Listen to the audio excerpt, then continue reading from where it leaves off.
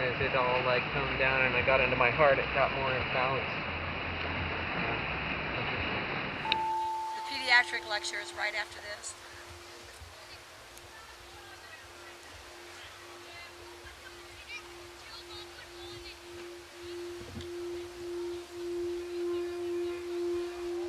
Lay your bowls underneath the table is the way that I like to do it. So I put my D bowl under their sacrum, my F bowl underneath their heart and the thoracic area. I put a B above their head on the table. Okay, so if you just use with those. And then what I'll do is I'll be working on them and then I'll play one bowl. I'll play the D bowl and get the sound going, and then I'll come back up and I'll start working again while that sound is continuing to go. Heart, and play the heart bowl, then move in and release the thoracic while the sound continues to play. It's a lot easier for people to let go with the sound. You will find that the sound alone will move the bones, or when you are doing a treatment, the sound will allow the body to relax and will help to move the body with you so it's more efficient. Then you play the B bowl, and the sound is still going, and you lift your parietals at the same time. And then I would lift my frontal bone even if I didn't have an A. You've already found out if we take the D bowl and we put it over the head, it's going to bring the cranial sacral fluid up into the head. Any questions on any of this? That is a very no-no. Don't touch them by the edge. Don't put sand in them. You can, however, put water in them and play them and then drink the water. It's a very good thing. And let's say we have a set of just crystal bowls, the frosted. These are awesome bowls. They're great to use with their clients. They're heavier. They have great sounds. The reason I use this is to play with the alchemy a little bit. But you could put color into your bowl. We all know how to do that now. Same way you did color into the cloth. Magnetize your bowls. Put water into your bowl. Magnetize it to a color and a tone. You can start working with the alchemy, which I think everybody, we kind of talked about that. The different kinds of bowls. The gold bowls work with the masculine. The silver bowls work with the feminine, so you can mix the two of them together. You can get even fancier into a 24-karat gold bowl, which washes all the upper chakras, as well as working with at whatever tone you have.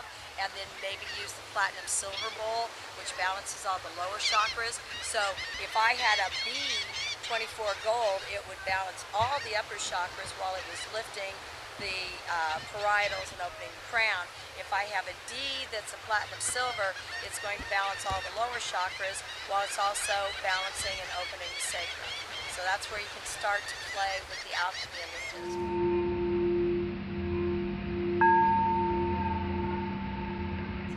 F is heart, G is the throat chakra, A is the third eye, and then B is the crown. And then high C is the 8th chakra. And I don't really, there's so many books and videos and different things on the chakra work that I don't really go into that because the bones are more my specialty. The only thing would be with the silver, I use the silver A because silver is the feminine, intuitive, opens the third eye, which also works with lifting the frontal bone. If that opens, it's all going to go. Right. Right. But that would, then see, that's kind of out of context because we're actually using silver upper, not lower. Oh, that's true. Right. That was where I was trying to get to. But silver platinum has actually been alchemically mixed to balance the lower chakras. So what do you think I would do if it was a B? The D Would and the that be silver. even more beneficial? It's interesting to know why, because that's kind of what the questions. Now we've already done the basics. What bowl moves which bone? So we're kind of getting into more. Why would I use a D that's silver? In the case of someone that was needing a gentler, softer energy for whatever reason, it's more feminine, it's more soft. Where if I wanted more power in the sacral area, I would be more likely to go with the gold plate. So that kind of gets limitless then, of the possibilities of the different alchemies and the notes and what they can do. Absolutely. Wow. Absolutely. We have 3 types of gold here. Yeah, We have a white gold mix, which is very soft.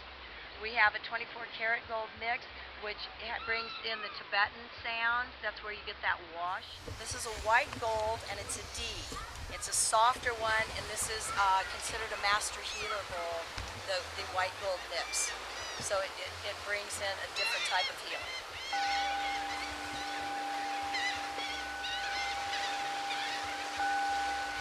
And it's a softer. Even though it's a D, it's soft. So I would use this on any chakra to have a full set of these. Be very soft, very balancing. So if I were working with children and I had unlimited funds, my ideal with just children in general, not going with any particular ideas. And I have to say, this is not medical. I'm not prescribing. This is my, but this is what I have found and what my intuition is. I'm just sharing that with you. It's just a story. I think an ideal mix for children would be the white gold bowls and pink quartz bowls. That would be a very balanced mixture. If you didn't have any special needs, or if you did, I think that'd be a very balanced mixture. Okay, so let me hit this one more time. This is a white gold.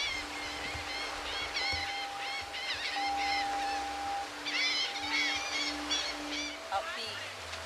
But here the difference also in it's a more subtle. This one feels like a wash, like it does a wash to me. Being an F, all right, we're going to do two things here. I have an F in gold, and Dan has an F in the straight crystal. So I'm going to play mine for a minute, and when it fades out, Dan's going to play his. So you're going to have two Fs, but a different alchemy. You want me to play? You want to play? Okay. Here you go. We like the A to just kind of open their mind. D, F, D, C. And you start with them. So go ahead and start with the A. Let's go. A, D, F, D, C. D, B. Sorry. I'll point. I point so much better than I talk. All right. A first.